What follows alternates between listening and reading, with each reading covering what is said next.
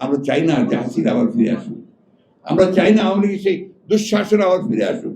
15 বছরে আমাদের সমস্ত অর্জনগুলোকে ধ্বংস করে দিয়েছে, প্রতি প্রতিষ্ঠানকে ধ্বংস করেছে। একটা অফিস পাবেন না যেখানে ওদের ভূতগুলো বসে নেই, আর ওদের একটাই মাত্র কাজ ছিল টাকা কামাই করা। এই সরকারের সাফল্য মানে আমাদের সাফল্য, এই সরকারের সাফল্য মানে জনগণের সাফল্য, এই সরকারের সাফল্য মানে এই গণ অভ্যুত্থানের সাফল্য। এরা যদি ফেল করে তাহলে আমরা ফেল করবো। আমরা চাই না যে হাসিনা আবার ফিরে আসুক।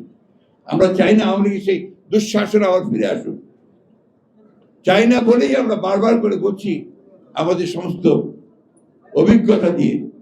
একটা কথা আছে, এই কথা আজকাল কেউ বলে না, উইজডম। উইজডম বলে একটা শব্দ আছে, তো এই উইজডমটাকে আপনারা প্রয়োগ করুন, চেষ্টা করুন। আমরা আপনাদের কিন্তু বলতে চাই, রাজনৈতিক দলগুলো সব সময় কিন্তু বাংলাদেশে ভালো করার চেষ্টা করে, এটাকে বিশেষ করে বিএনপি তো তা করেই। আমি আর বক্তব্য বাড়াতে চাই না, শুধু এটুকু বলতে চাই, আজকে কিন্তু খুব একটা কঠিন সময় যাচ্ছে। এই কঠিন সময় আমরা যেন আবার নতুন করে বিভ্রান্তি সৃষ্টি না করি। আমরা ঐক্য কথা বলেছি, আমরা ঐক্য করেছি, আমরা সংস্কারের দাবি দিয়েছি, আমরা সব সময় সঠিক পথে থাকার চেষ্টা করেছি। এখনো দেখবেন আমাদের ভারপ্রাপ্ত চেয়ারম্যান যে বক্তব্যগুলো দিচ্ছেন, কত সহনশীল বক্তব্য, কত রাষ্ট্র গঠনমূলক বক্তব্য, সেই বক্তব্যগুলোকে সামনে নিয়ে আমরা এগোচ্ছি।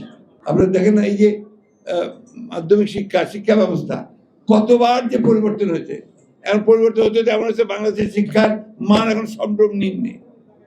যে আমাদের সমস্ত এখানে অত্যন্ত চৌকস ছাত্ররা আছেন, যারা ছাত্র জীবনে সবচেয়ে ভালো রেজাল্ট করেছেন, শিক্ষকতা করছেন, কেউ বড় বড় জায়গায় চলে গেছেন, আপনারা আছেন সবাই।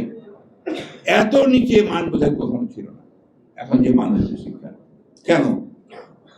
এটাই আমাদের সাফল্য। এই সাফল্য আমরা করলাম 53 বছর পরে। আমাদের একটা ইউনিভার্সিটি নাম আপনার 1000টার মধ্যে আসে না, 1000 তালিকার মধ্যে আসে না। কারণ হচ্ছে আমরা ঐক্যবদ্ধ জাতি নই। সবচেয়ে বড় ক্ষতি করেছে এই দেশের হাসিনা। এই 15 বছরে আমাদের সমস্ত অর্জনগুলোকে ধ্বংস করে দিয়েছে, প্রতি প্রতিষ্ঠানকে ধ্বংস করেছে। একটা অফিস পাবেন না যেখানে ওদের ভূতগুলো বসে নেই, আর ওদের একটাই মাত্র কাজ ছিল টাকা কামাই করা। একটাই কাজ, কেমনে আপনার চুরি করবে, কেমন করে দেশের স্টেকার থেকে টাকা বের করে নিয়ে যাবে, মেগা প্রজেক্ট, অমুক প্রজেক্ট, ছোট প্রজেক্ট, বড় প্রজেক্ট, একটাই ধান্দা যে টাকা। সরি, আমি আপনার একদম সাধারণ কথা বলছি। এটা যেন রিপিট না হয়, আমরা যেন এদের হাত থেকে রক্ষা পাই।